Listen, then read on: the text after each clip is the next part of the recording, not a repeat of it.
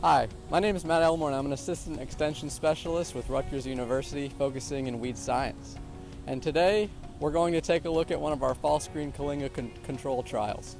So fall screen Kyllinga is a weed that's becoming more problematic in the state of New Jersey over the last 10 to 20 years. It's a perennial warm season weed, and we've been working over the past couple years with various herbicides to evaluate how well they control it. This trial in particular was an investigation into the combination of seeding turfgrass and some of the herbicide treatments that have worked well in other trials. And the objective of this trial was to evaluate fall, late season applications of herbicides in combination with fall overseeding programs, especially in cases where Kyllinga infestations might be very severe. So I'm standing on top of a trial that was started actually about 1 year ago.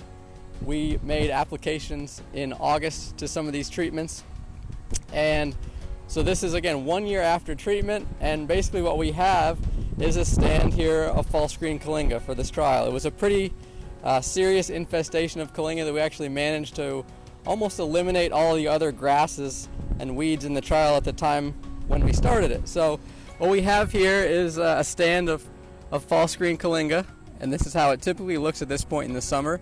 It actually doesn't look too bad. It looks like a pretty nice stand of turf, but this indeed is a sedge species.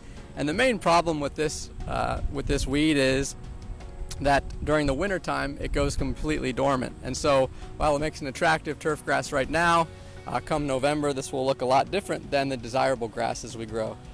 So again, what we have here are different herbicide treatments and also the combination of tall fescue seeding down this way. So in a second we'll take a look at the whole trial. So now we can take a look at some of the different treatments that we imposed. Again, these treatments were started about 1 year ago in mid-August, and the seeding was conducted in mid-September. So what we have here is we have basically two strips. The one that I'm standing in right now, all the way down here to the end, was maintained as just a strip of fall screen Kyllinga with the various herbicide treatments moving from the right side of the screen to your left side of the screen. And then what we have over here, those same treatments with a strip of tall fescue seeding. So all the way up and down between these blue and white dots, we have tall fescue seeding. The tall fescue seeding was conducted using typical practices in mid-September last year, and we've tried to maintain a good stand of tall fescue throughout the summer by using fungicides and fertilizer to maintain a dense stand. So really what we're looking at here is the difference in the herbicide treatments in combination with the seeding. So we're trying to control for all the other factors.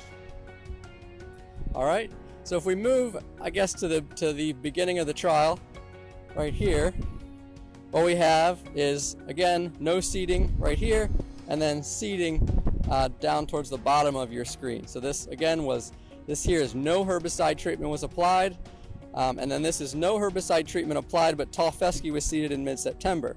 So there is a little bit of tall fescue establishment in this plot, but by and large, this is mostly fall screen Kyllinga. So what we see here is basically that we probably need an herbicide in combination with tall fescue seeding if we have a severe infestation. So we'll move through some of the different herbicide treatments here. These were applied 1 month prior to seeding. That would be within the labels for these products. So if we move down here, this treatment was sedgehammer applied at 1 1/3 ounces to the acre. And while it's not really doing much on its own, if we look at this in combination with tall fescue interseeding, there is quite a bit of tall fescue in here. Certainly there's still a little bit of Kyllinga, maybe 5 or 10% of the plot, but for one application of sedgehammer, that's pretty good. Moving to this treatment, in a lot of our research, this has been one of the more effective herbicide treatments on its own. This is Solero applied at 8 ounces to the acre in mid-September. You can see on its own a pretty good amount of Kyllinga control, but obviously without a lot of turf competition, this is not going to be acceptable. But if we move here and look at the combination of the herbicide and the tall fescue seeding, we've almost got 100% control of the fall screen Kyllinga. There is a little bit of Kyllinga here, but this plot is probably 98% tall fescue. All right, so moving on to these treatments, this is the same set of treatments applied at the day of seeding. Now, this is not within the label recommendations for a lot of these products, but what we were trying to evaluate is if you wanted to try to do all this in one day, could you? So again, the treatments were applied, and then the seeding was conducted on the same day.